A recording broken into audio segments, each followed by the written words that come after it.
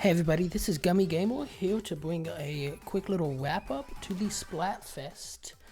This was my final match of the Splatfest, at least the post scene of it. It's not the actual recording of it. Didn't actually do too hot on this one. I'm less than 800p on it. We got the dub. I had really good teammates. Thank you to my teammates. But that's the clout that I ended up at. And the level that I ended up at, almost 650,000 clout. Pretty decent for my first Splatfest, I feel like. And as you saw, I was Gale Ruler +7, so that feels good. Hopefully, I'll get a bunch of seashells out of that. We will find out. Yeah, we will find out. What is this? What is going on? I can't remember what this recording was. Oh, this is just the wrap-up that they do to tell you that, hey, Splatfest was over. So this is where me, the YouTuber, will just start talking about things that I enjoyed about Splatfest. So, honestly, I put way too much time into Splatfest, considering my real-life responsibilities. I happen to be on vacation this week. This was my last weekend of the vacation, so I kind of told myself to overindulge a little bit in playing the Splatfest, and I put quite a few hours into it. In fact, actually, I'm gonna pull that up. Yeah, Friday I put 7 hours, Saturday I put 8 hours, and Sunday I put 9 hours in. So yeah, a little bit crazy. Did so while watching football games and whatnot. Just your normal standard stuff. Here's one of the last battles that I did. As you can see, I had a really good team versus maybe not so good of a team, but I thought this battle was really cool because of some things that specifically happened in it. And I kind of wanted to show off a strategy against a certain special for some people that have trouble against a certain special. I see online where some people struggle against crab tanks. Well, a lot of people's strategy with dealing with crab tanks is just to get the heck out of the way. That guy just killed me. Good job, Quack. But a lot of people's strategy is just to get the heck out of the way, let them do their thing, and then clean up afterwards, But that's not necessarily always the best option. And crab tanks actually, if you're good in mobile, can be a pretty easy special to handle. Now, with that being said, boom, there was a kill on a crab tank. With that being said, it's also based off the user that you're facing, because if they know how to use the crab tank well, they can still get a bunch of ink off and still possibly damage you. But this is a good strategy to help you in a lot of them, because sometimes you're not going to be facing somebody who's perfect with it, and even somebody who's really good with it. It does have a bit of a flaw, and its flaw is turning around. My secondary main is actually the Splattershot Pro, and it uses the crab tank, and I can tell you that, yeah, that's its flaw. As you can see, I went up the rear and attacked him, and actually took him and an opponent out, and another guy that he had kind of protecting him from the back. I did the same thing here using my special. Always approach from the side and the back. Preferably the back, because the side, if they can see you well enough, they can still kind of turn. So what's that, my third or fourth crab tank taken out in this one clip so far? But from using the crab tank, it is actually pretty good. But if you're using the crab tank, another advice, got stuck on that ledge, another piece of advice for you is to try to position yourself near teammates who can get your back, especially if you're on a Discord call with somebody. Say, hey, I need some backup. I'm fixing to use my crab tank. So there we go. Again, I got behind the guy. I noticed he was using it. Got behind him, killed him. It looked like I did have a little tiny bit of help from my teammate, though, but regardless, he did minimal damage. Got another good kill there.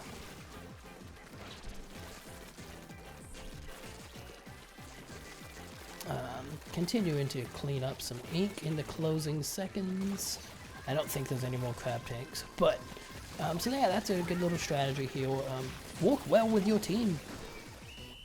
always try to position yourself with your team to where you're never truly in a one-on-one, and you're definitely never in a two-on-one on the negative side of that. Always try to be in a neutral or positive stance against your opponents, and you'll fare well. Now, sometimes you can just end up against really good teams and can't do anything about it. But either way, thank you to my teammates for helping that to be a really great match. That was obviously a replay. Here's the stats for the match. I think I had like 10 kills. 10 kills, 2 deaths. Used my special only 3 times. I've gotten to the point where I use my special more than once a minute on a really good match. So, yeah, simple as can be. Here are all the Splatfest results. I'm going to be honest with you, I've already seen them. But I actually thought I was doing a voiceover. I forgot to turn my mic on. So this is recorded footage with me doing a voiceover, but I forgot to turn my mic on. So I'm going to pretend like now is the live voiceover.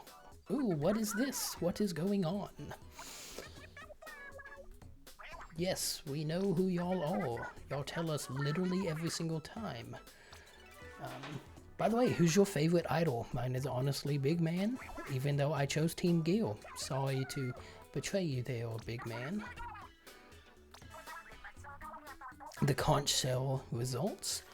This was something that I did not know was a thing. Apparently, like the week before, the amount of conch shells that people got went into the whole Splatfest. So keep that in mind if you're really wanting to go crazy on helping your team win in the Splatfest.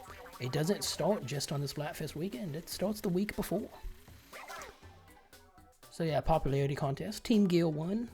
Shout out to everybody using logic, because yeah, I hope in the future there's less logic when it comes to these, and more just random, like, what are you, team fire, water, grass,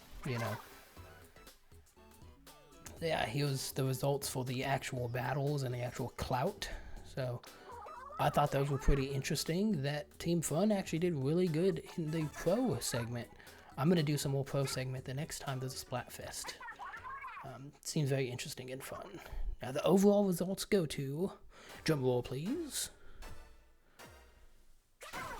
Team Gale. Team Gale won it. Cue the music. So yeah, what was your experience with this Splatfest? Did you play? What team were you on? How much clout did you get? What rank did you finish at?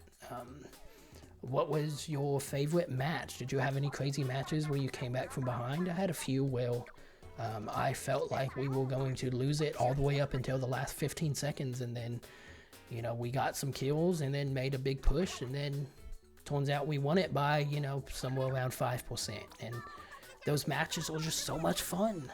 I really love this game. It's I know a lot of people knock the community, saying it's not really all that competitive because there's so many people that play it casually, but it really feels like people try really hard in this game. It feels really competitive. I haven't really played many online competitive shooters. I used to back when I was in middle school. And this feels much more vibrant of a community than those communities that I used to be a part of back in the day. But with that being said, I do recognize that it might not be on the same level as other stuff. Also, how many super sea snails did you get? I got 24 for being Gale Ruler +7, so curious to see what everybody else got. I guess that wraps up this video. Thanks for watching. If you tuned in, just drop a bunch of comments of what your experience was, what your favorite moment was, what moments where you want to rage quit, how many times were you in a battle where people disconnected, whether by accident or nefarious reasons. I suspect more than a few of them that I experienced were nefarious via they just so happened to happen right when my team wiped out the other team, and then all of a sudden disconnect happens, But hopefully Nintendo patches all that stuff up. And it'll be smooth sailing, sooner rather than later. I know they got a lot of work to do. I don't know if you know, but Splatoon 3 actually sold like over 3 million copies just in the first week alone, and who knows what it's sold since that. it definitely went way over expectations. I think, if I'm not mistaken, it's the #1 selling Switch game in its first week. So that's pretty crazy. I don't think they were expecting that. So please be patient with Nintendo. Give them time to fix things. Until then, just continue to enjoy the game as much as you can. And when you want to rage, do so, carefully. Don't break your controllers. They're expensive. You spent your hard-earned money on that. You spent your whole time getting those. Don't go crazy.